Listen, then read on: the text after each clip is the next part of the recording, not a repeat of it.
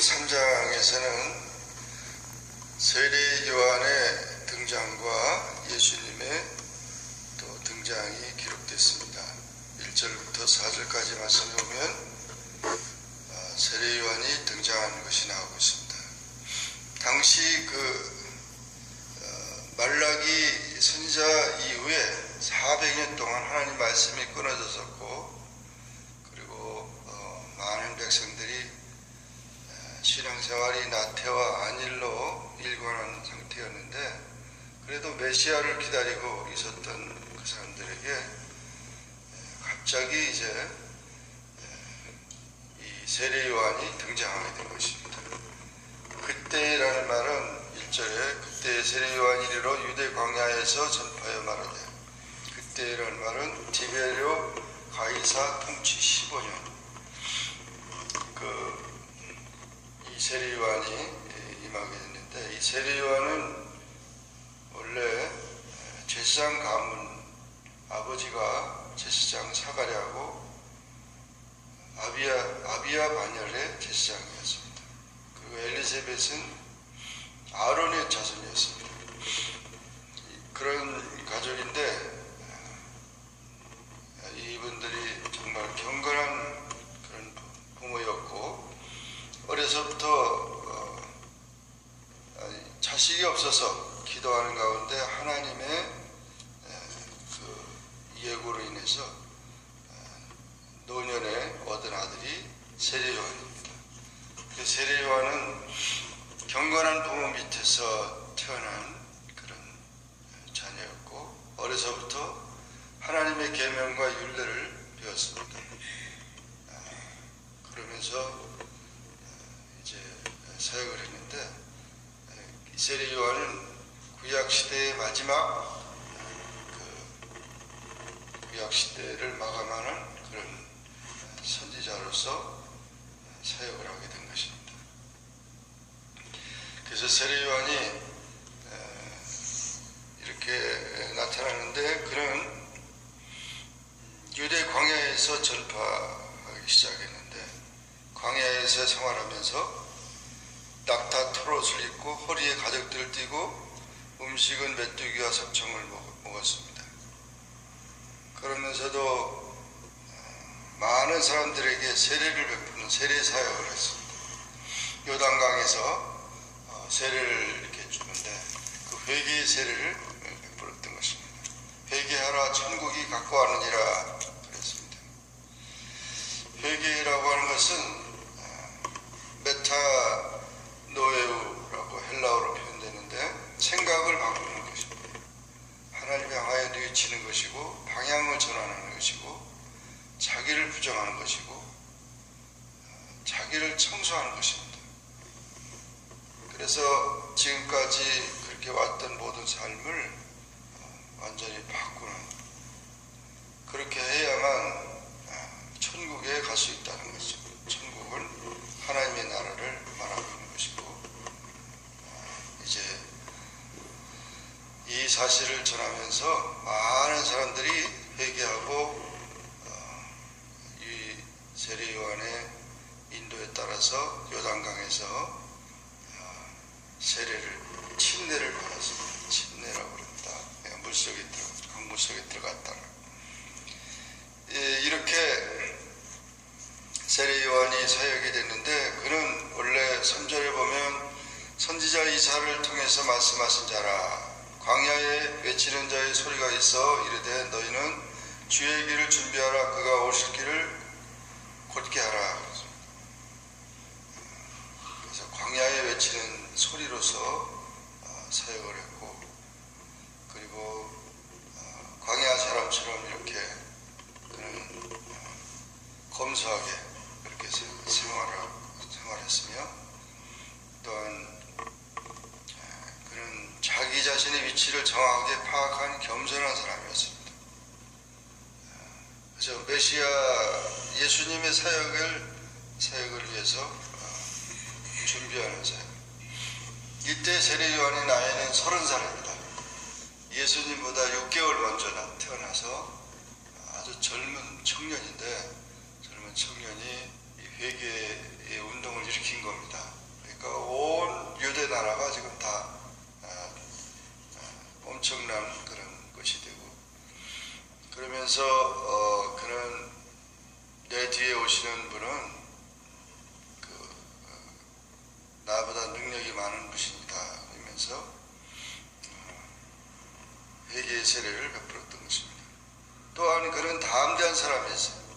바리새인과 사두개인들을 향하여 책망을 하고 독사의 자식들아 그렇게 얘기를 하면서 책망을 했고, 헤로드 왕의 실정과 도덕적 타락을 목숨 걸고 책망을 하다가 결국 이 헤롯에게 목이 잘려서 순교를 당하게 됩니다. 그러나 사람을 두려워하지 않고 하나님만을 두려워하는 담대한 사람이었고, 그런 성령의 사람이어서 엘리야의 신령과 능력의 그런 사람이었습니다. 그래서 오리라고 한 엘리야가 바로 이세의 요한이다. 이렇게 엘리야와 같은 심정을 가지고 사역을 했습니다. 그래서 이와 같이 세례 요한이 사역을 하면서 많은 사람들이 요단 강에 모여왔습니다. 그리고 자기들 죄를 자복하고 요단 강에서 세례를 받았습니다. 그리고 새로운 삶을 이제 찾아갔습니다.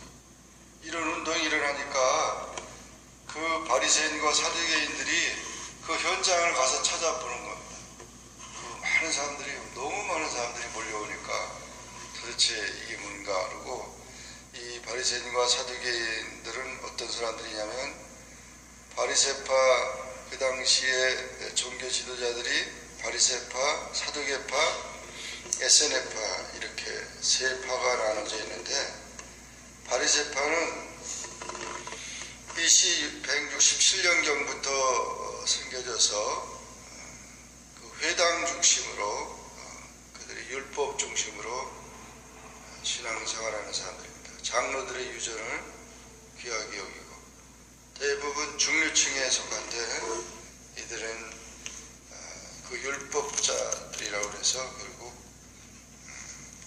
위선자, 또 외식하는 사람이라는 별명까지 받았는데, 이런 바리새파 사람들이 있었고, 사두개파 사람들은 정치적인 사람들입니다. 제사장 사독의 이름을 따서 사두개파라고 했는데, 모세 오경만 믿고 현실주의자고 합리주의자들, 자유주의 진보주의자들입니다. 타협한 사람들이어서 이 사람들은 상류층에 임했습니다. 대제사장, 산헤드린, 공회 회원 이런 사람들이 다. 그리고 에세네파는 여신당이라고 하는데, 이 사람들은 자기들끼리 생활을 하면서 했던 사람들입니다. 이런 세파 사람들이 있는데, 이들이 다 그 당시 종교 지도자들이지만 다 잘못돼서 세례 요한은 독사의 자식들아 그렇게 표현했는데, 이 독사의 자식들이라는 말은 사탄에 속한 자들이라 표현입니다. 아주 신랄한 책망을 합니다. 그러므로 회개에 합당한 열매를 맺어라. 회개에 합당한 열매를 맺으라는 말은 그 혈통보다 진정한 회개를 하라는 것이죠. 그래서 의식의 변화를 가지고 자기의 잘못을 깨닫고 마음으로 결단을 하고 삶이 변화가 돼서 전인격과 삶의 변화가 있어야 된다는 거죠. 그래서 우리가 이 회개에 합당한 열매는 참으로 중요한데, 회개했다고 하면은 완전히 달라져야 돼요. 사람이 달라져야 됩니다. 그래서 그와 같은 자기 죄를 회개하고 새 삶을 살아가야 된다는 거죠. 합당한 열매를 맺어라. 아브라함이 우리 조상이라고 생각하지 말라. 그리고 도끼가 나무 뿌리에 놓였으니 열매 맺지 않은 나무마다 다 찍혀서 던져버린다 그랬습니다. 나는 그렇게 회개를 하기 위하여 물로 세례를 베푸지만은 내 뒤에 오시는 이는 나보다 능력이 많다. 예수님을 또 증거했습니다.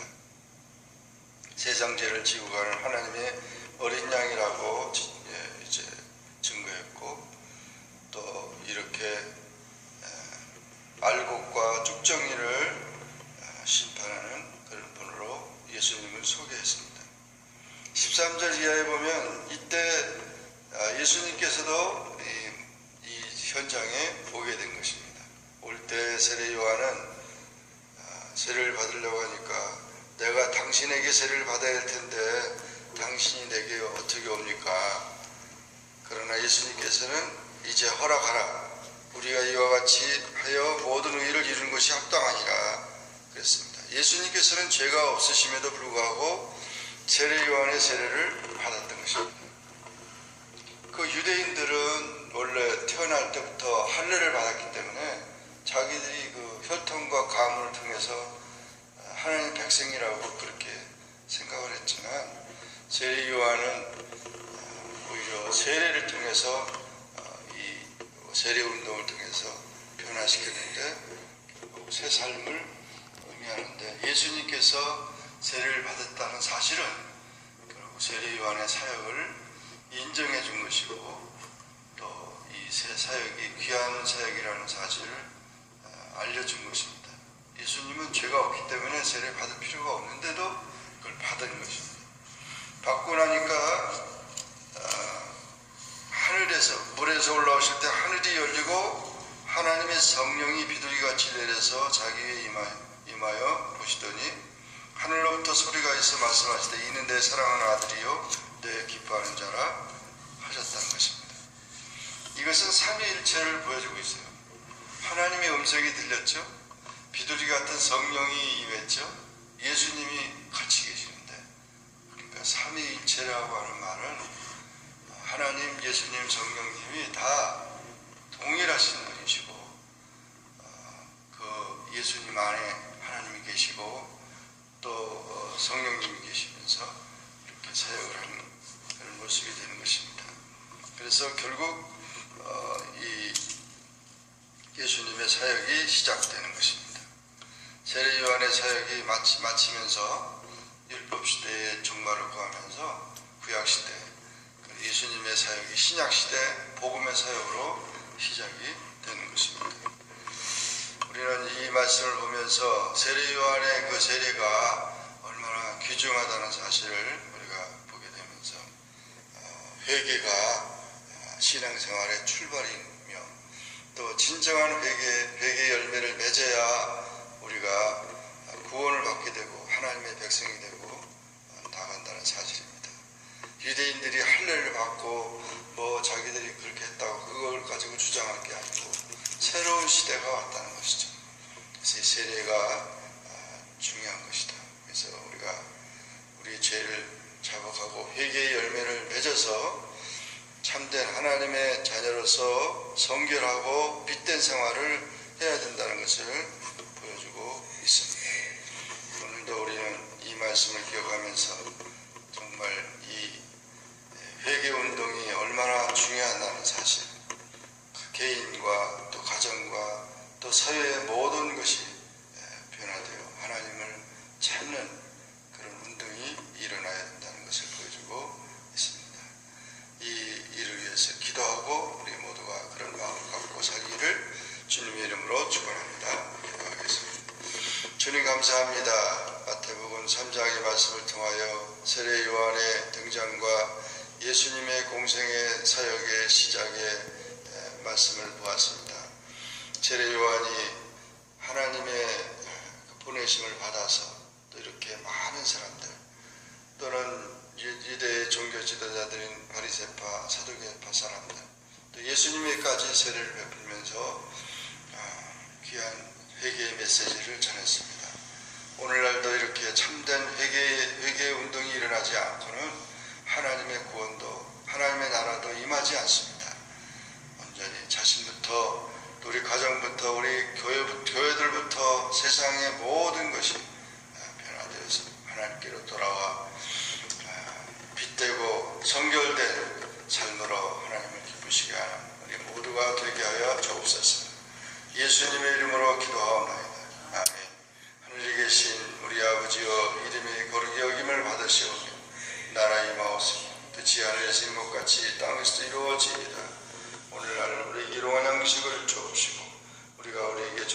사해 준 것 같이 우리 죄를 사하여 주옵시고 우리를 시험에 들게 하지 마옵시며 다만 악에서 구하옵소서.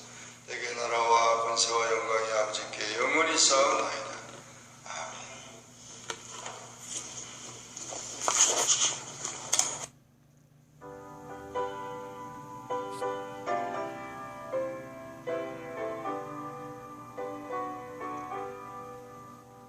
나의 영원하신 기여 생명보다 귀하다.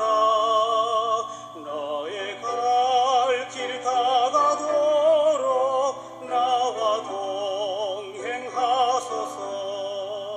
주께로 가까이 주께로 가오니 나의 갈 길 다가도록 나와 동행하소서.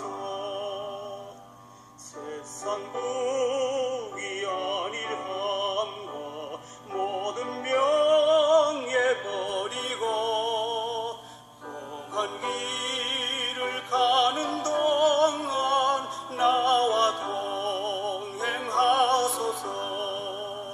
주께로 가까이 주께로 가오니 나의 갈 길 다가도록 나와 동행하소서.